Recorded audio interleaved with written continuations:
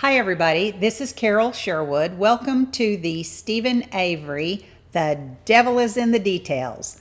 And this episode is in two parts. And it is called Of Fibs and Fobs. And it's about the key. We cannot talk about the Stephen Avery case without talking about the infamous Toyota key. You all know the one that was found on Stephen Avery's bedroom floor near that little magazine cabinet that Andy Colborn said he shook violently. Well, that's a big fat lie, and I'm going to tell you why it's a lie. So it's not anything that's necessarily new, but what I want you to know is the key is the key. It's not just a key, but it's about the key. That sounds a little mysterious, I know, but bear with me. I have to tell you the first part, which is about Andrew Colborn and his shake, rattle, and roll episode with that cabinet. And then part two is the Fobs part of this episode, which is about equally important key information, as much so, if not more so, than the fibbing part of Andy Colborn. So let's launch this one. And I will tell you, we all know the story about Andy Colborn. He said that they went in and they searched Stephen Avery's bedroom and they searched the house on different occasions. And it's not a big house and it shouldn't have taken them this long to search it and find anything. But as luck would have it, supposedly, they finally searched his bedroom a couple of times. And on this occasion, there's a little cabinet that's in there. It's like when you walk in the door to his bedroom, you see this little magazine cabinet, and then you see like a desk, and then it goes on around, and there's a dresser and the bed and the nightstand and those kind of things. But that little cabinet is key in this story. That was just my little extra for the key. But it is important, and here's why. It's an old style magazine cabinet, just a small, looks about the size of a nightstand. It has a shelf at the top, and then there's these little slots where you can put photo albums and TV guides, and I guess in his case, some Playboy magazines, whatever fits in those little slots. The story that we got behind this is when they went in and they didn't see anything and they were looking through stuff, rifling through papers, shuffling through magazines and opening them up and looking for things, nothing happened until they went to put the information back in this cabinet. Now there's two different stories. The one story is, and I believe this came from Lieutenant Link, is from Jim Link, that he said they were having trouble putting some of the paperwork and documentation back in that cabinet, so they shoved it real hard, and they figure it popped the back corner, the bottom left back corner off that cabinet, and that key popped out the back. That's what they're supposing. Okay? So, there's one story. The other story that Andrew Colborn told, and we don't know if it means that this is just another part of it or it's his version versus their version. I don't think so. I think it's just more added on to it, is that he shook the cabinet. That's not the same as shoving something in the cabinet. Okay? You may not think that that's real important, but in this case, there is some significance to it because of photographs that we have, and there's a video of when they videoed their walkthrough of the house, and when they videoed entering that bedroom, that's before that cabinet was shook or shoved or what have you. And then there's the pictures that they took afterwards, because the stuff's out of the cabinet except for that one big, what looks like to be maybe a photo album. It's got a wider backing on it. That's stuck back in there. And then they have the after pictures of it sitting in that little spot where it's sitting, okay? Andy's story is, and he did this in court, and he says he shook it like this. It's what I call the Herman Munster dance. So he shook that cabinet violently, and that's what his story is. So somehow they've managed to come up with a story that the back board that's on the back of that cabinet, it is one that has a back on it, that bottom left corner kind of popped out somehow, whether it was from shaking or rattling or rolling or dancing or what have you, violently shaking, that back corner came loose and that key popped out of the back of that. That's the story they told. That's not anything that anybody else told. Now, I might believe it a little bit easier if it were just a plain old key. Just the key, nothing else. But it's not just the key. It's got the other end of that lanyard. You know, there's a lanyard that goes around your neck, the long part, and then you got the little extra piece of it that's about 4 inches long that hooks onto the key.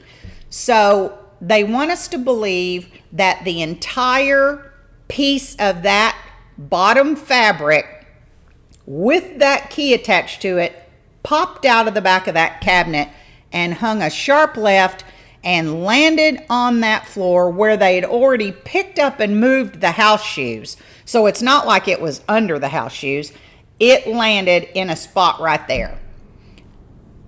I will bet anyone, I'll bet all of you, you cannot run that experiment 1,000 times and make that happen. It just didn't happen that way. We know that he lied. You know why we know he lied? And this is public information. It's because on top of that cabinet, the before pictures, the video, everything before shows what's on top of that cabinet, which looks to be a remote. I can't remember if it's a remote or a phone. And then there's a piece of paper that some document that Stephen had that looks like it's been folded. And then there's a pile of change, coins, quarters, what have you, silver coins, and there's some pennies in there that are stacked on that dresser.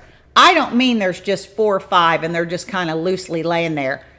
They're stacked on top of each other, not neat little stacks, but stacked enough that if you even bump that cabinet, something's going to move.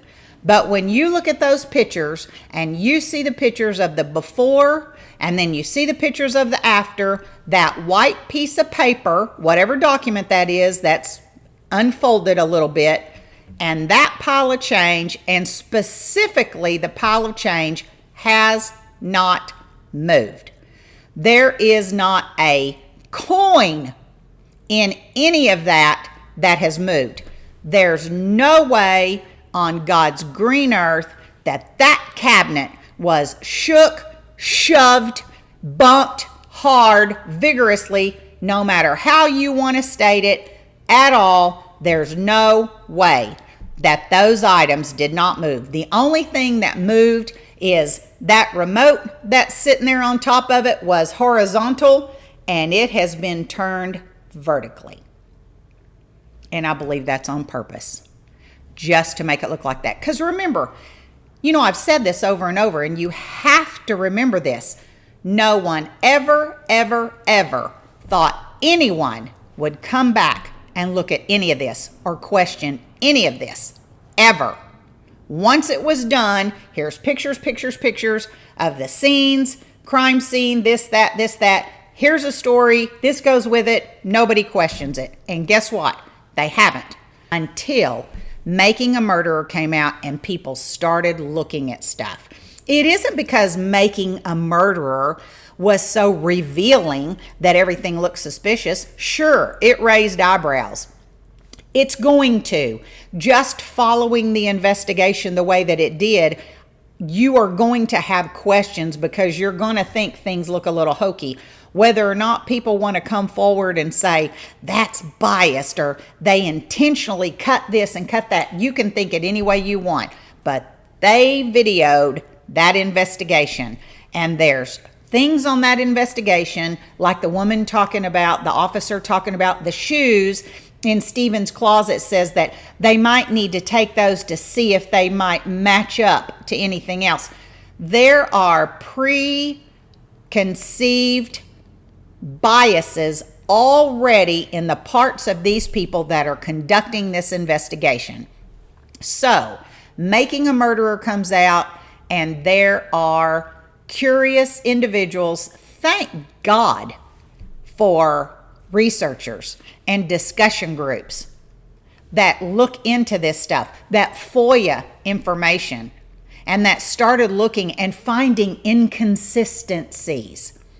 And that cabinet, that little cabinet that had those magazines and had that change coins on the top, that's only one item. But it's enough that years later, people notice the before picture and the before video and the after, that pile of coins did not move. Not one penny moved. You can zoom in and you can see it yourself. And I'll tell you something else, because I did. I zoomed in and I looked at it. But where that cabinet is pushed up against that wall, you can follow that cabinet back, and there's a knot in that paneling.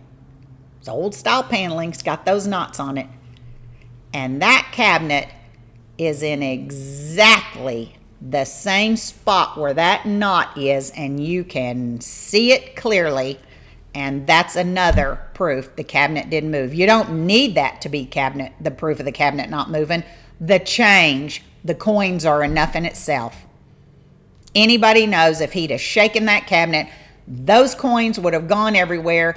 Even if they were to put those coins and gather them up and shove them back on the top of that cabinet, they would not have wound up exactly the same as they are. So the one thing we know from this story, that this half of it is called of Fibs, is because Andrew Colborn fibbed. He lied. He did not shake that cabinet.